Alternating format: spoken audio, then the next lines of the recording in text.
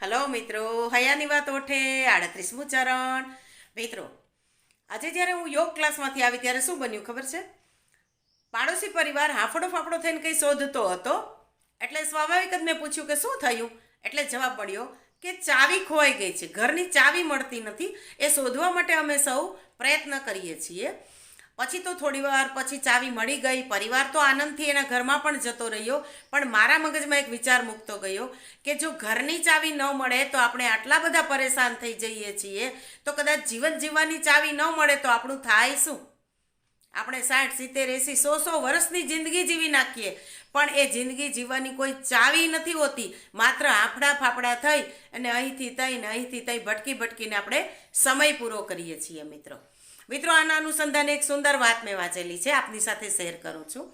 Europe ખંડમાં એક હુડની નામના બહુ મોટા જાદુગર થઈ ગયા.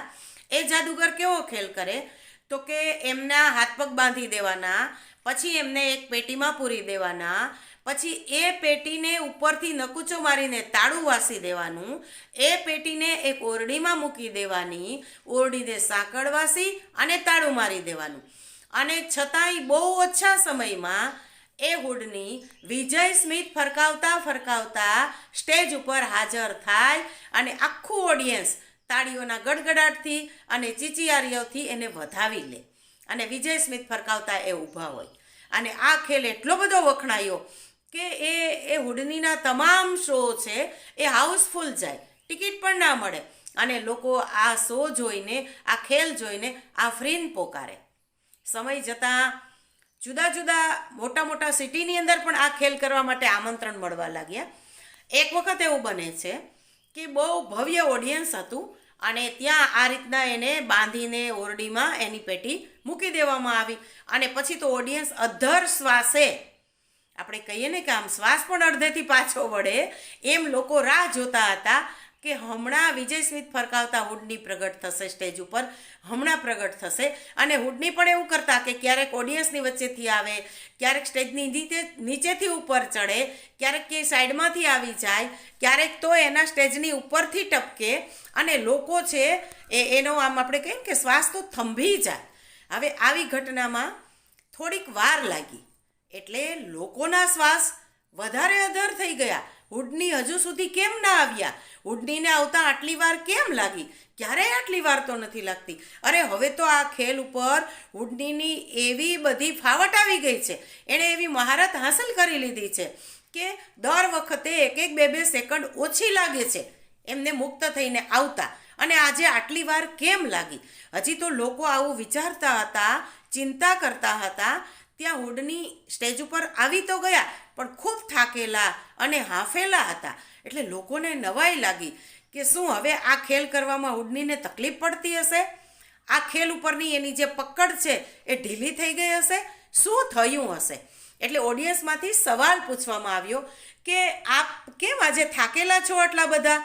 દર વખતે તો આપ વિજય સ્મિથ ફરકાવતા આનંદથી છલાંગ મારીને સ્ટેજ ઉપર આવી જાઓ છો અને આજે આવું કેમ? ત્યારે હુડનીએ જે જવાબ આપ્યો ને મિત્રો, એ કદાચ આપણને બધાને સ્પર્શે છે. શું જવાબ આપ્યો? એમણે કહ્યું કે તમારી વાત સાચી છે, આજે મને વધારે સમય પણ લાગ્યો છે, હું હાંફી ગયો છું અને થાકી પણ ગયો છું. પણ તમે જે વિચારો છો એ કારણ નથી થાકવાનું. તો શું કારણ છે? કારણ એ છે કે મેં મારા હાથ પગ છોડી લીધા, હું પેટીની બહાર આવી ગયો અને પછી જેમ બને એમ જલ્દીથી ઓરડીની ઉપર વાસેલી સાંકળ અને તાળું ખોલવા માટે હું પ્રયત્ન કરવા લાગ્યો.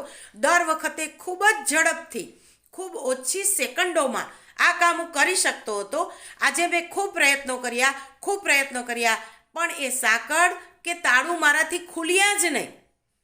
થાકીને હારીને મેં ઓરડીનો દરવાજો ખેંચ્યો તો એ દરવાજો તો ખુલ્લો જ હતો અને હું એ દરવાજો ખોલીને અહીંયા આપની સામે હાજર થયો. મિત્રો, જે સાંકળ અને તાળું વાસેલા જ નહોતા એને ખોલવામાં મેં મારી એટલી બધી ઉર્જા વાપરી નાખી કે મને અહીંયા તમારી સામે આવતા પણ મોડું થયું અને હું આવ્યો ત્યારે થાકેલો અને હાંફેલો હતો. મિત્રો, નથી લાગતું કે આપણે પણ જિંદગીમાં આવું જ કંઈક કરીએ છીએ? આપણે જિંદગીને સમસ્યા સમજીએ છીએ, પણ જિંદગી સમસ્યા નથી, એક રહસ્ય છે.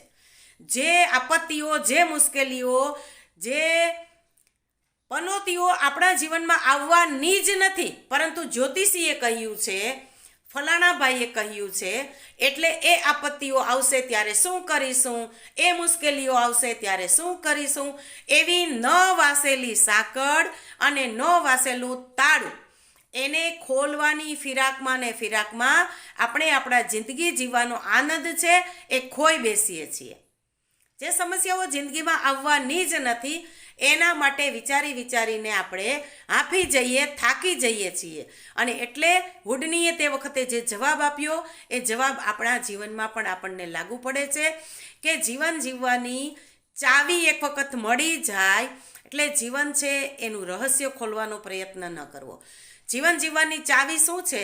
તો કે મને ભગવાને આ દુનિયામાં મોકલી છે તો શા માટે મોકલી છે, શું કામ કરવા માટે મોકલી છે, એ કામ મારે કરવાનું છે અને એ કામ કરતાં કરતાં આનંદથી મારે મારી જિંદગી પસાર કરવાની છે.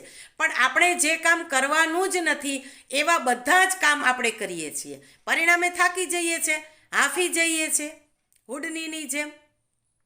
અને એટલે મિત્રો, જિંદગી જીવવાની ચાવી મળી જાય પછી જિંદગીને સમસ્યા માયના વગર એના રહસ્યને અકબંધ રહેવા દઈને જો આપણે જિંદગી જીવીશું તો જિંદગીમાં ક્યારેય થાક કે હાંફ નહીં લાગે.